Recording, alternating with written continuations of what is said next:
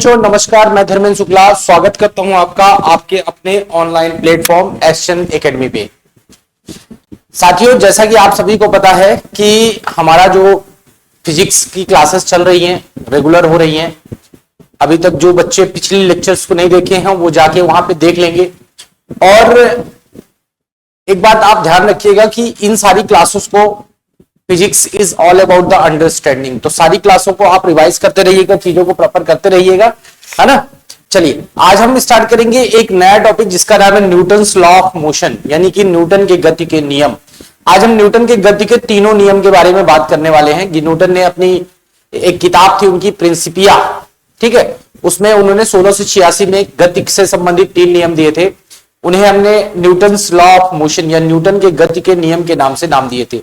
और काफी इंपॉर्टेंट है ये नियम भी और इनके एग्जाम्पल्स भी, और इससे जुड़े बहुत सारे पहलू हैं जिनको हम आज देखेंगे। और यहां से जितने क्वेश्चन आपके एग्जाम में पूछे जाते हैं, चाहे वो आरआरबी, एनटीपीसी हो और भी जितने एग्जाम हो, उन सब के क्वेश्चन कवर करने की कोशिश करेंगे। तो आइए हम बात करते हैं न्यूटन्स लॉ ऑफ मोशन यानी न्यूटन के गति के नियम। न्यूटन्स लॉ ऑफ मोशन, तो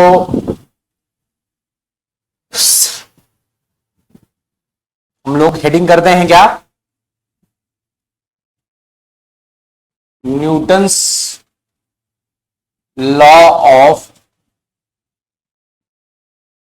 मोशन या न्यूटन के गति के नियम। न्यूटन के गति के नियम, तो न्यूटन ने, अगर हम बात करें तो मैंने आपको बताया अभी हमारी जो बात की, तो न्यूटन ने, है ना, ये एक्चुअल में न्यूटन को अगर हम बोले तो यहां से सुनिएगा आप, सन 1686 एडी में, है ना, ब्रिटिश वैज्ञानिक, ये कहां के वैज्ञानिक थे, ब्रिटिश वैज्ञानिक, इनका क्या नाम था, सर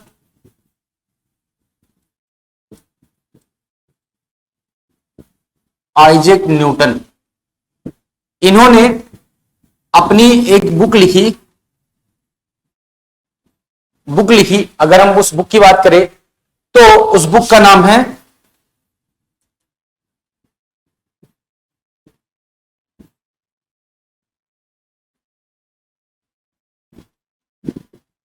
फिलॉसफी नेचुरलिस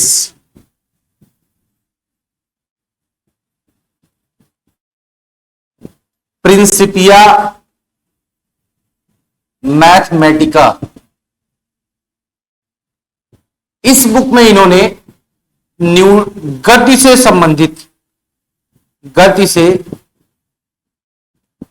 संबंधित 3 नियम दिए, नियम प्रतिपादित किए। इन्हीं को हम बोलते हैं क्या, न्यूटन के गति के नियम। न्यूटन के गति के नियम, तो न्यूटन के गति के नियम ये हैं। न्यूटन के गति के नियम किसने दिया था, कब दिया था, सन 1686 में। कहां के वैज्ञानिक थे, ब्रिटिश के। क्या नाम था, सर आइजैक न्यूटन था।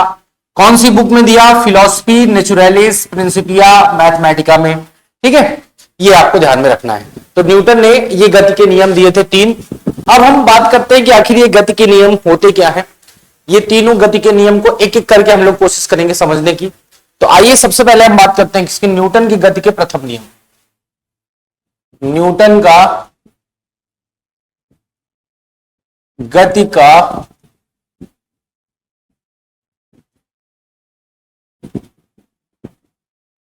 प्रथम नियम, the first, Newton's first law of motion, Newton के गति का प्रथम नियम। तो न्यूटन की गति के प्रथम नियम की बात करें अगर हम, तो इसका अन्य नाम भी बोला जाता है, आप ये ध्यान रखिए। सबसे पहले तो इसको हम बोलते हैं गति विषयक नियम। गति विषयक नियम भी बोला जाता है इसको, सबसे पहला। दूसरा, इसको जड़त्व का नियम भी बोला जाता है, जड़त्व का नियम भी कहा जाता है। और तीसरा, इसको गैलीलियो का नियम भी कहा जाता है, गैलीलियो का नियम भी कहा जाता है। आप ध्यान रखिएगा, आपसे क्वेश्चन पूछ सकता है कि न्यूटन के प्रथम लॉ को क्या क्या कहा जाता है। तो न्यूटन के प्रथम लॉ को गति विषयक नियम या लॉ ऑफ इनर्शिया, इनर्शिया है ना, गति विषयक नियम, जड़त्व का नियम एवं गैलीलियो का नियम भी इसे कहा जाता है। अब आखिर ये न्यूटन का नियम है क्या? तो न्यूटन के प्रथम, या एक पॉइंट और देख लेते हैं हम इसमें, है ना। न्यूटन के प्रथम जो प्रथम नियम है ना, इससे क्या हमें फायदा है ये आप ध्यान रखिएगा। इससे हमें क्या फायदा है न्यूटन के प्रथम नियम से? तो न्यूटन के प्रथम नियम से हमें बल की परिभाषा प्राप्त होती है। क्या प्राप्त होती है? बल की परिभाषा प्राप्त होती है। आपको ध्यान में रखना, परिभाषा प्राप्त होती है। न्यूटन के प्रथम नियम से ही हमें बल की परिभाषा प्राप्त होती है। आगे हम नियम देखेंगे, है ना। अब न्यूटन का नियम क्या कहता है वो हम बात कर लेते हैं कि आखिर नियम क्या कहता है। न्यूटन का नियम क्या है? गति का प्रथम नियम, प्रथम नियम क्या कहता है ये हम जानने की कोशिश करें। तो सबसे पहले अगर हम बात करें न्यूटन के गति के प्रथम नियम, तो न्यूटन के गति के प्रथम नियम में यह कहा गया है कि प्रत्येक वस्तु अपनी प्रारंभिक अवस्था में या स्थिति में बनी रहना चाहती है। अर्थात वो क्या करती है? वो अपने अवस्था परिवर्तन का विरोध करती है।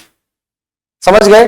तो न्यूटन ने क्या कहा कि अगर कोई वस्तु गतिशील है किसी वेग से किसी दिशा में, तो वो उसी दिशा में उसी वेग से गतिशील रहना चाहेगी।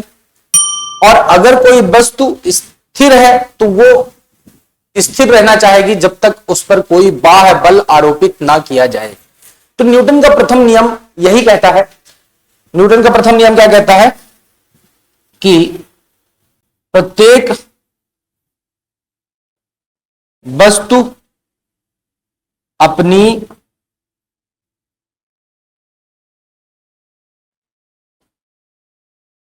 प्रारंभिक अवस्था में बनी रहना चाहती है।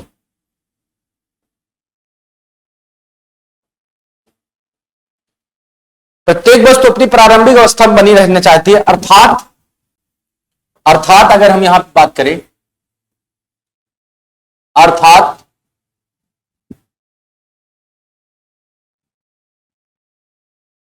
वह स्थिति परिवर्तन का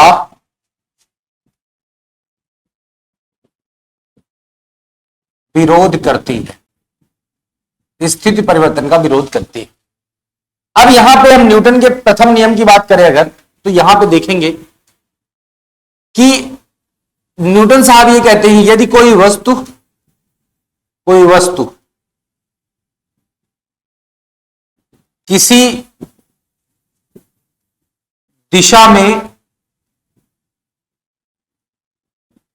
किसी वेग से गतिशील है तो वह उसी दिशा में उसी वेग से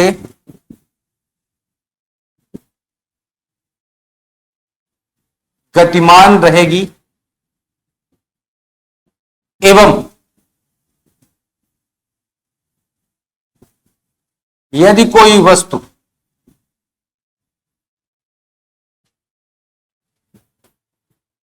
स्थिर अवस्था में है, इसमें है स्थिर अवस्था में है,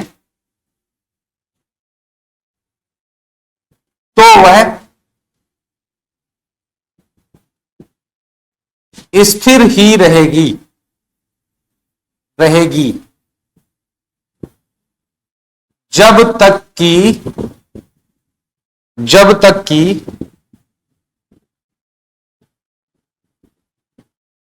जब तक कि उस पर कोई बाह्य आरोपित ना किया जाए। यह है न्यूटन का प्रथम नियम कि यदि कोई वस्तु किसी दिशा में किसी वेग से गतिशील है तो वो उसी दिशा में उसी वेग से गतिशील रहेगी, और यदि कोई वस्तु स्थिर है तो वो स्थिर अवस्था में बनी रहेगी जब तक कि उस पर कोई बाह्य बल आरोपित ना किया जाए। ये न्यूटन का प्रथम नियम कहता है। अब हम यहां पे बात करेंगे कि आखिर जड़त्व क्या होता है। जड़त्व, क्योंकि न्यूटन के प्रथम नियम को हमने जड़त्व का नियम भी कहा था, है ना। तो जड़त्व वास्तव में क्या होता है, किसी वस्तु द्वारा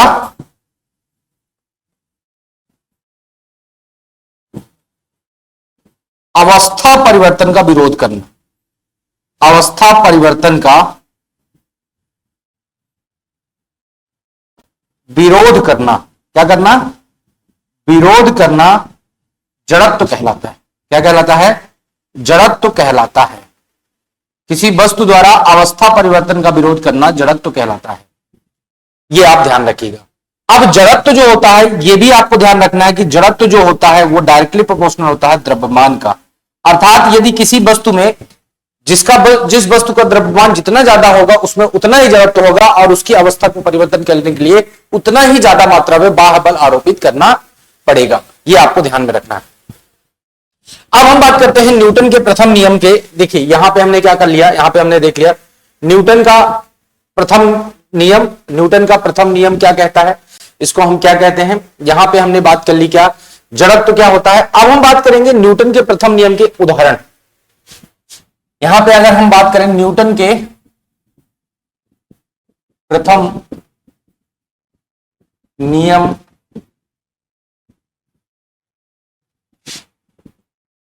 के उदाहरण, तो ये याद रखिएगा न्यूटन के प्रथम नियम के उदाहरण को हम दो पार्ट में डिवाइड कर सकते हैं, या हम यूं कहें कि हम जड़त्व को दो प्रकार से डिवाइड कर सकते हैं। पहला है विराम का जड़त्व। पहला क्या है, विराम का जड़त्व। पहला है आपका विराम का जड़त्व। विराम का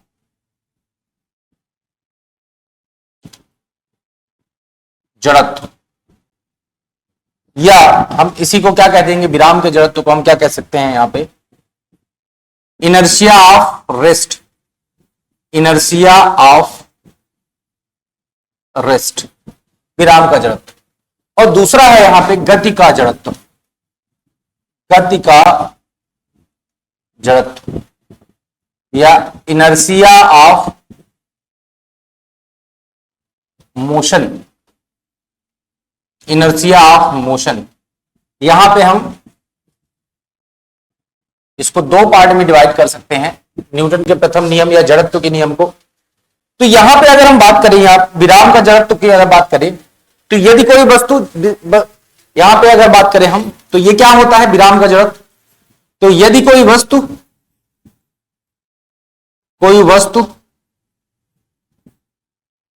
स्थिर अवस्था में है,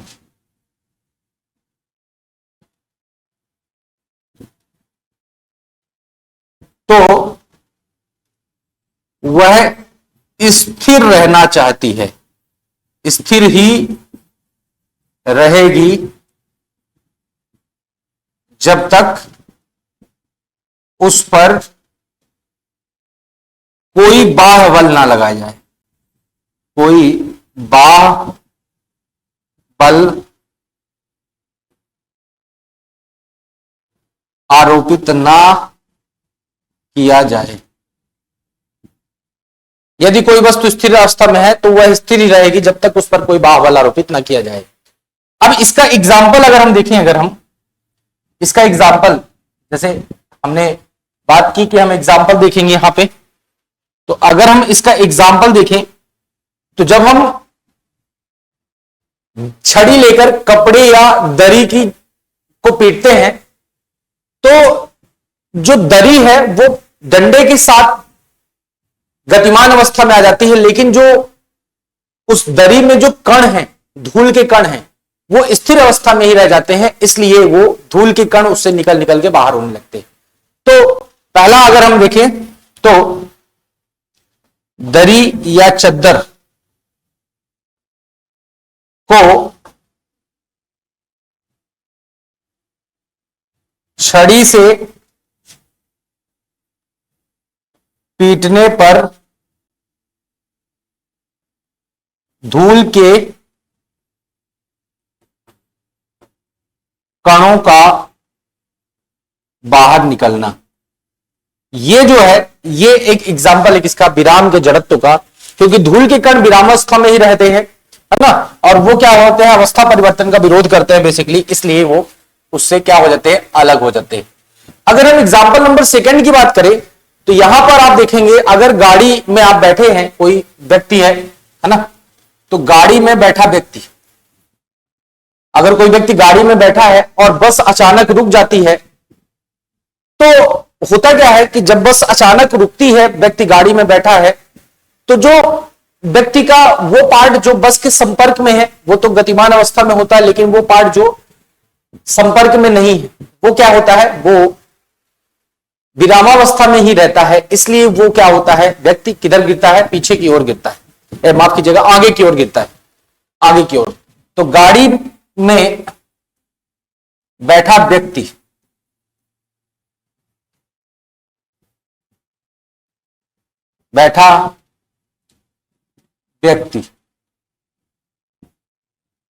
गाड़ी के अचानक रुकने पर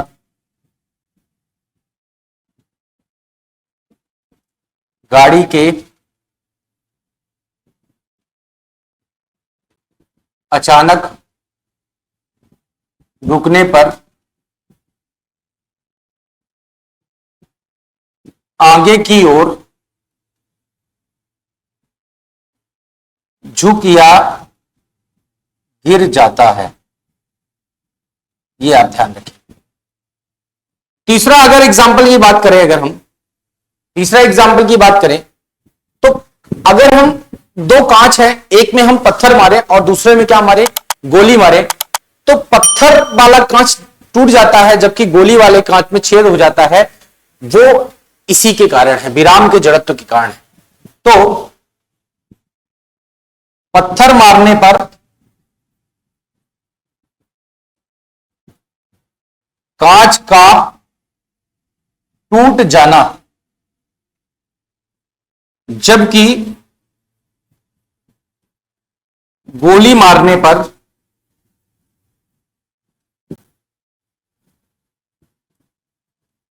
उसमें छिद्र हो जाना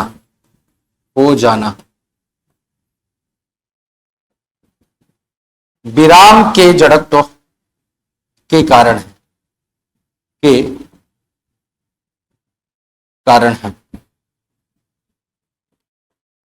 चौथा अगर एग्जांपल की बात करें हम, तो गिलास के ऊपर अगर हम मान लीजिए कार्डबोर्ड रखते हैं और अचानक हम और उसके ऊपर एक सिक्का रखते हैं, जैसे सपोज करिए एक गिलास है, गिलास के ऊपर हमने एक क्या रख दिया, कार्डबोर्ड रख दिया, गिलास के ऊपर हमने एक कार्डबोर्ड रख दिया और इसके ऊपर हमने अगर एक सिक्का रख दिया। अब हम अचानक अगर कार्डबोर्ड को हटा लेते हैं तो सिक्का जो है वो ग्लास में ही गिरता है। ऐसा क्यों होता है? और ऐसा होता है किसके कारण? विराम के जड़त्व के कारण। विराम के जड़त्व के कारण, क्योंकि सिक्का यहां पे गतिशील अवस्था में नहीं आता, जबकि तो चौथा एग्जाम्पल क्या हो गया हमारा? गिलास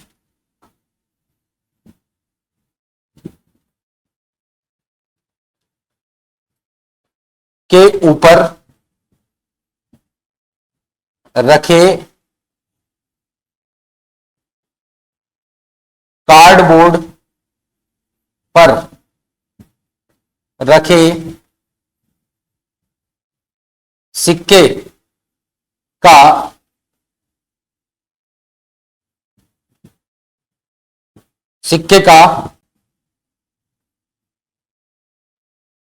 कार्डबोर्ड खींचने पर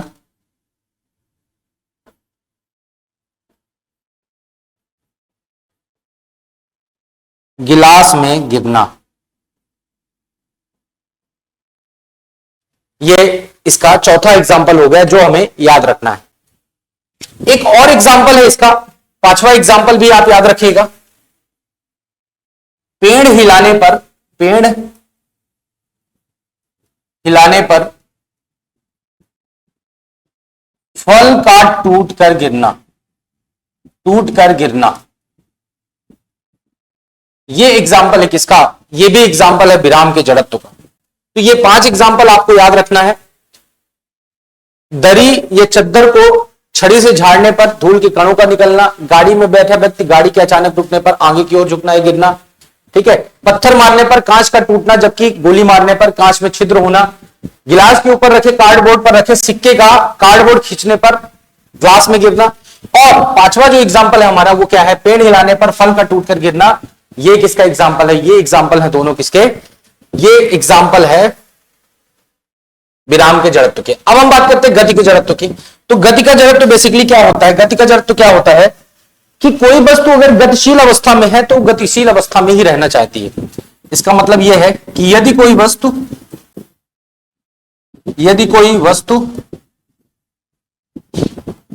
गतिशील अवस्था में है, यदि कोई वस्तु गतिशील अवस्था में है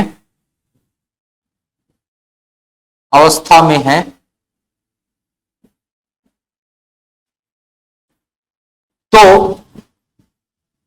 वह गतिशील ही रहेगी जब तक कि उस पर कोई बाह्य बल आरोपित ना किया जाए।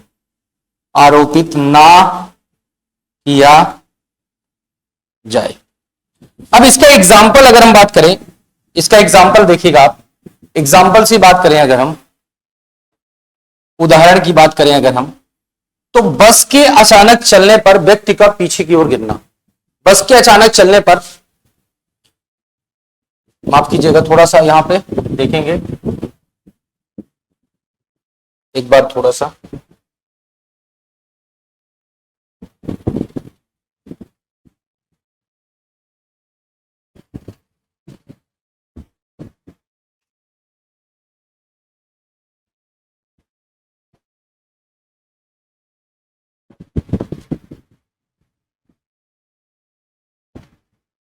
गाड़ी के में बैठा व्यक्ति गाड़ी के रुकने पर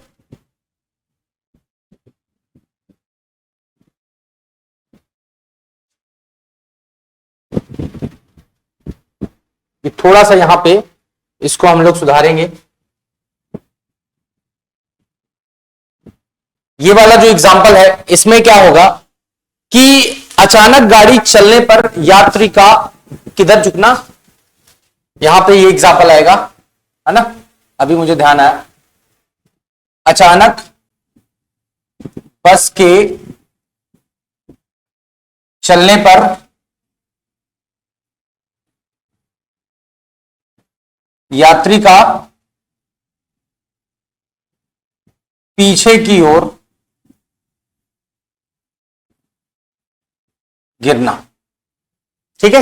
ये आप ध्यान रखिए।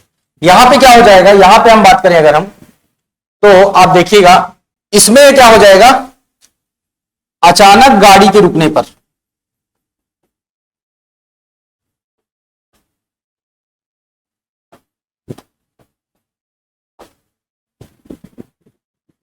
व्यक्ति का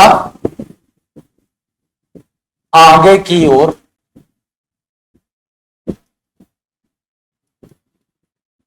गिरना या झुकना, ये इसका एग्जाम्पल हो जाएगा, झुकना।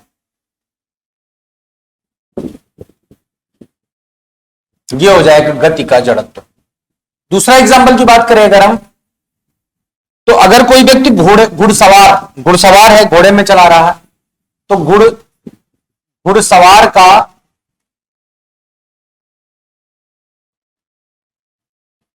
घोड़ा रुकने पर या घोड़ा अचानक रुकने पर, ऐसे लिखो, घोड़ा के अचानक रुकने पर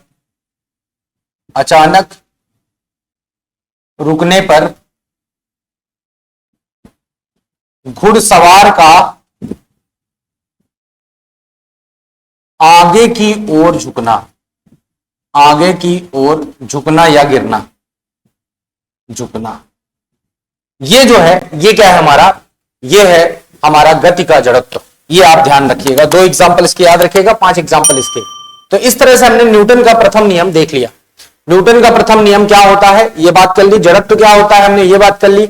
विराम का जड़त्व, गति का जड़त्व क्या होता है, उसके एग्जाम्पल्स क्या होते हैं, ये हमने बात कर ली। अब हम बात करते हैं न्यूटन के गति का दूसरा नियम। न्यूटन के गति का दूसरा नियम, अब आगे हम लोग क्या बात करेंगे, न्यूटन के गति का दूसरा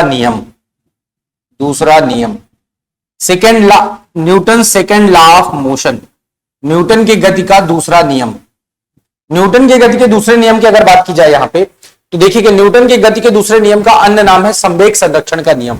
क्या बोलते हैं इसको, तो इसको हम और क्या बोलते हैं, अन्य नाम अगर पूछा जाए, अन्य नाम, तो इसे हम क्या बोलते हैं, इसे हम संवेग संरक्षण का नियम भी कहते हैं, अब न्यूटन के द्वितीय लॉ से क्या फायदा होता है, फायदा क्या है, न्यूटन के द्वितीय नियम से क्या फायदा है, इससे हमें बल का व्यंजक प्राप्त होता है। ध्यान रखिएगा, न्यूटन के द्वितीय नियम से, न्यूटन के द्वितीय नियम से, न्यूटन के गति के द्वितीय नियम से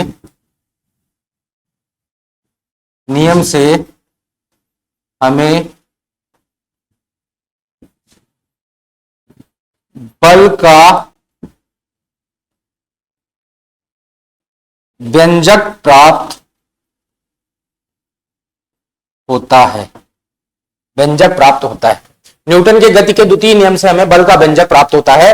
और आप आगे देखेंगे F equal to M into A, ये हमारा बल का व्यंजक न्यूटन की गति के द्वितीय नियम से हम प्राप्त करते हैं। F equal to M into A, F equal to M into A,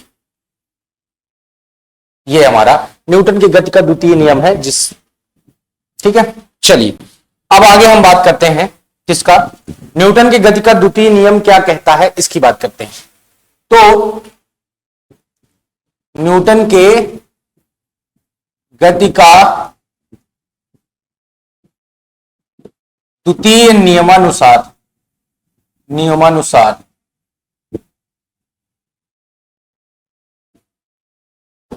Newton के गति का द्वितीय नियम कहता है कि संवेग में परिवर्तन की दर आरोपित बल के अनुक्रमानुपाती तथा बल की दिशा में होता है। इसको पहले लिखते हैं फिर समझने की कोशिश करते हैं। संवेग में परिवर्तन की दर आरोपित बल के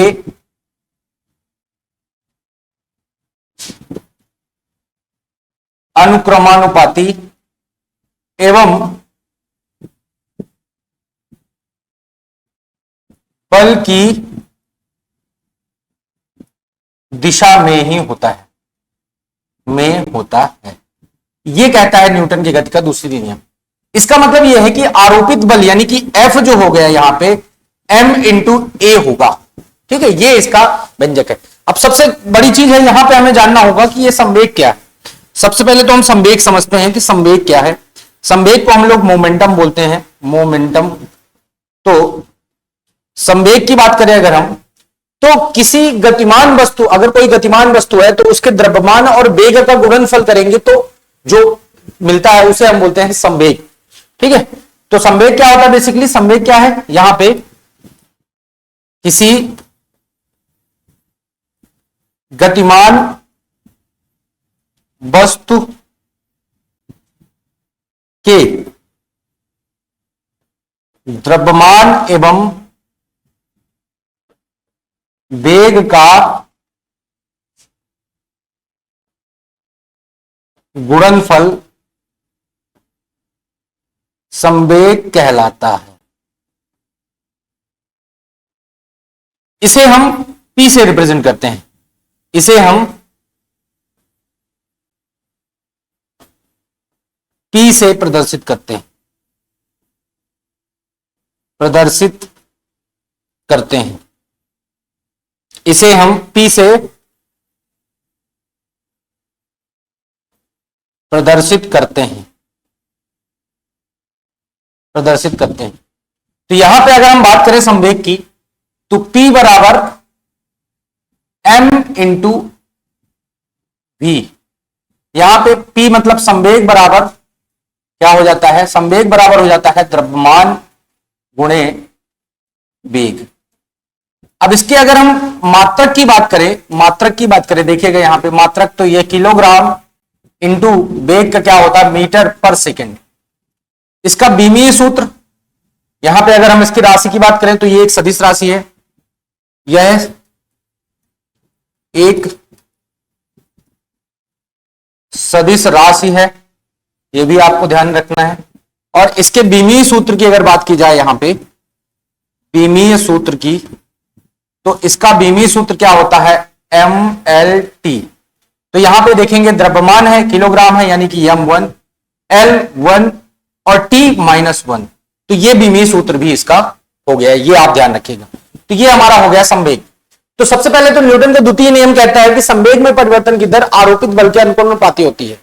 मतलब संवेग में परिवर्तन जितना ज्यादा होगा, है ना, और बल जितना आरोपित होगा उतना ही ज्यादा संवेग में परिवर्तन होगी, है ना।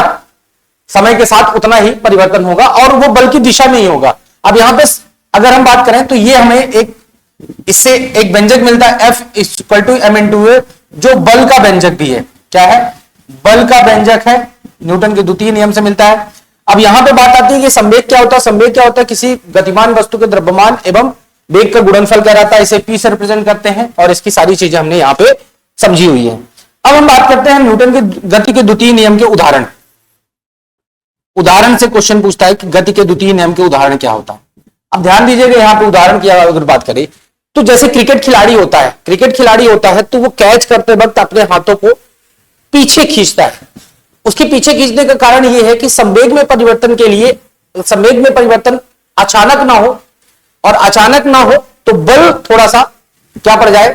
कम पड़ जाए, जिससे समय ज्यादा बढ़ जाएगा। पीछे खींचने पर समय ज्यादा बढ़ जाएगा, जिससे संवेग में परिवर्तन की दर, संवेग में परिवर्तन अचानक नहीं होगा, और अचानक नहीं होगा तो हाथों में चोट नहीं लगेगी। तो आप यहां पे लिख सकते हैं कि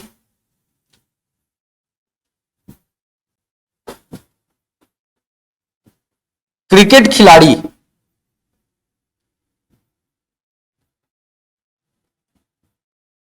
गेंद को कैच करते वक्त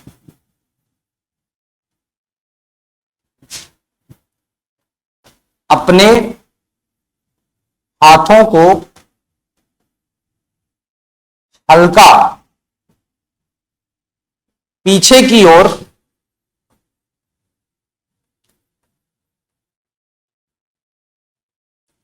खींच लेता है,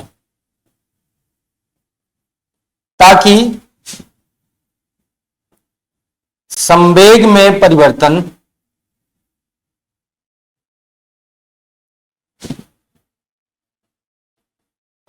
अचानक ना हो एवं एवं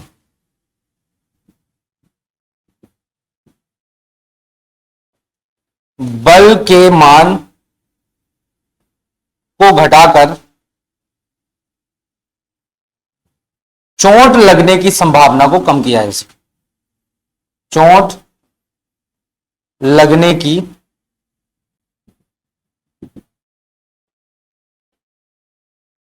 संभावना को कम किया जा सके।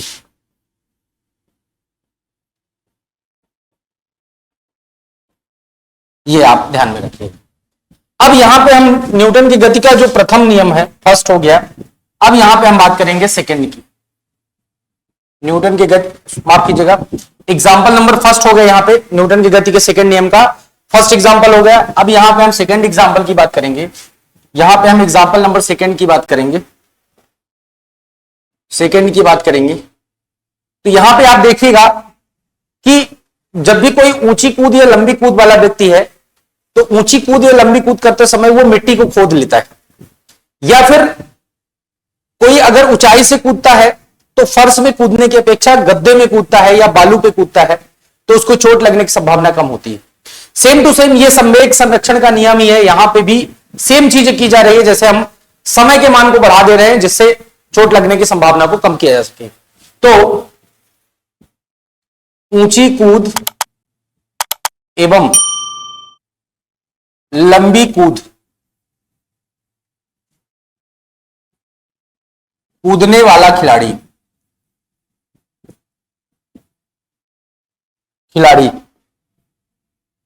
एक सेकंड, थोड़ा सा हम पानी पी लें।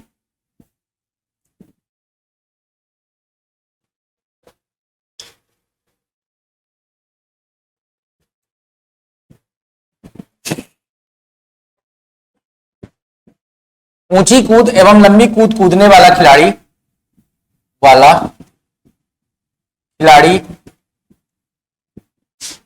मिट्टी को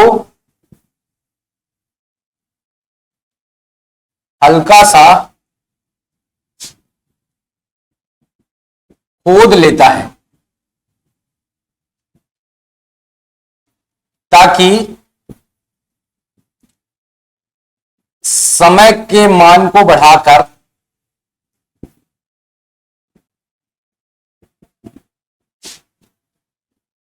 बल के मान को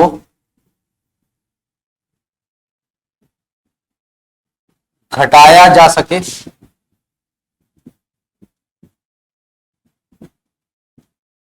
एवं चोट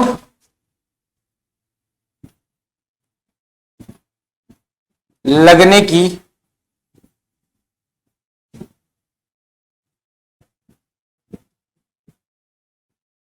संभावना को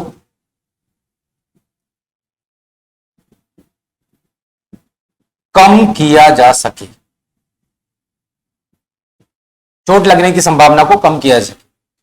तीसरा अगर हम बात करें यहां पे, तीसरा अगर बात करें हम, तो गाड़ियों में जो सॉकअप होते हैं वो भी न्यूटन की गति के द्वितीय सिद्धांत पे ही काम करते हैं, ताकि समय के मान को बढ़ा दिया जा सके और बल के मान को घटा दे जिससे झटका ना लगे। तो गाड़ियों में जो सॉकअप होते हैं, गाड़ियों में उपस्थित सॉकअप इसी सिद्धांत पे काम करते हैं। और चौथा अगर बात करें हम, तो फर्श में कूदने पर ज्यादा चोट लगती है जबकि गद्दे या बालू में कम। यह भी इसी सिद्धांत पे काम करता है, न्यूटन के गति के द्वितीय नियम पे काम करता है, यह आपको ध्यान में रखना है। तो इस तरह से न्यूटन की गति का द्वितीय नियम भी हमने देख लिया। अब हम बात करेंगे न्यूटन की गति के तृतीय नियम की। तृतीय नियम तो अब है न्यूटन के गति का तृतीय नियम। न्यूटन के गति के तृतीय नियम की बात करें तो इसका अन्य नाम क्या है? इसका अन्य नाम क्या है? इसका अन्य नाम, इसे क्रिया प्रतिक्रिया का नियम भी कहते हैं। क्या कहते हैं इसको? इसको हम क्रिया प्रतिक्रिया का नियम भी कहते हैं। एक्शन रिएक्शन लॉ भी इसको कहा जाता है। अब ये इस नियम के अनुसार, या हम इस नियम की बात करें अगर, तो नियमानुसार, न्यूटन के गति के द्वितीय नियम, तृतीय नियम के अनुसार प्रत्येक क्रिया के बराबर एवं विपरीत प्रतिक्रिया होती है। यह आपको ध्यान में रखना है। न्यूटन का गति का तृतीय नियम क्या कहता है? प्रत्येक क्रिया के बराबर एवं विपरीत प्रतिक्रिया होती है। यह आपको ध्यान में रखना है। Every action has equal and opposite reaction. अब इसके एग्जांपल्स की बात करते हैं हम। यहां पे एग्जांपल्स देख लेते हैं, उदाहरण। न्यूटन की गति के तृतीय नियम के उदाहरण की बात करें अगर हम, तो यहां पे उदाहरण देखते हैं। सबसे पहला एग्जांपल क्या है? देखिएगा, मैं कुछ एग्जांपल्स आपको बताता हूं। जैसे सबसे पहला तो यह है कि जैसे आप आगे की ओर जब चलते हैं तो अपने पांव से जमीन पर पीछे की ओर एक बल लगाते हैं, तो आगे की ओर, आगे की ओर चलने के लिए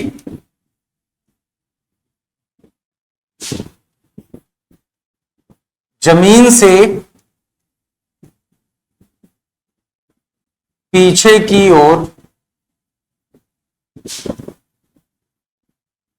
एक बल आरोपित किया जाता है, आरोपित किया जाता है।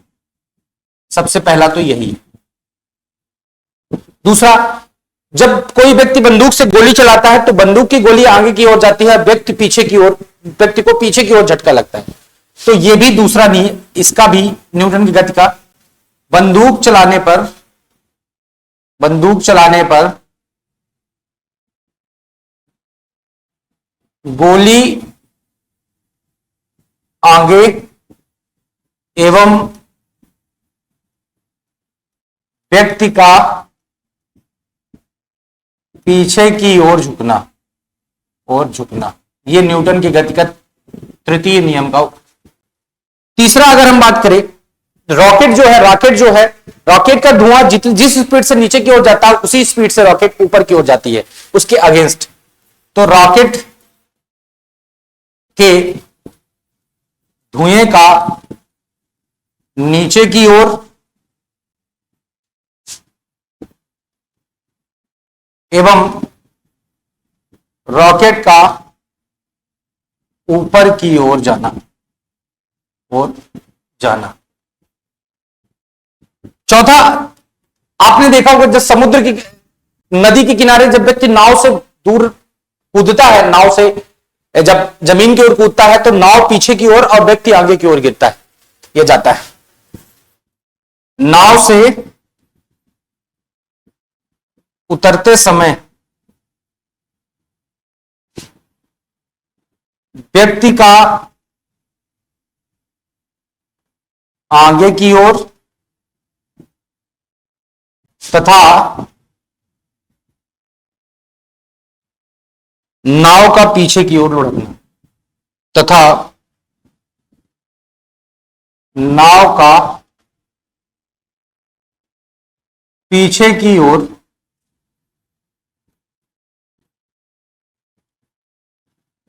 लुढ़कना। एक लास्ट एग्जांपल आप ध्यान रखिएगा, जब कोई व्यक्ति तैरता है तो वो अपने हाथों से और पैरों से पीछे की ओर जितना जोर लगाता है उतना ही व्यक्ति क्या होता है, आगे की ओर जाता है।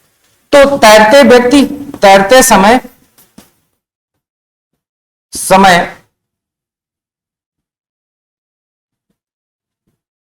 हाथ एवं पैर का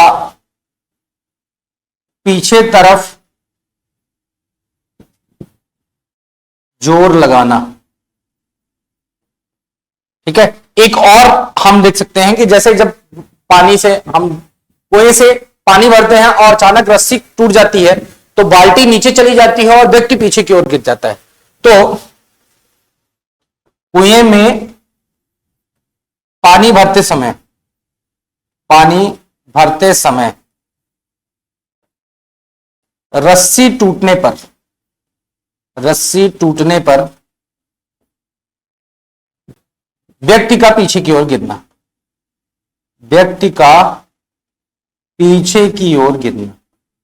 पीछे की ओर लुढ़कना, ये हो गया हमारा क्या, न्यूटन की गति के तृतीय नियम के ये 5-6 एग्जांपल जो है ये बेस्ट एग्जांपल है। ठीक है, तो इस तरह से हमारी ये न्यूटन का नियम कंप्लीट हो चुका है। इसको बहुत अच्छे से आप कर लीजिएगा। एक बार मैं इसको फिर से आपको बता देता हूं कि हमने क्या क्या बात की।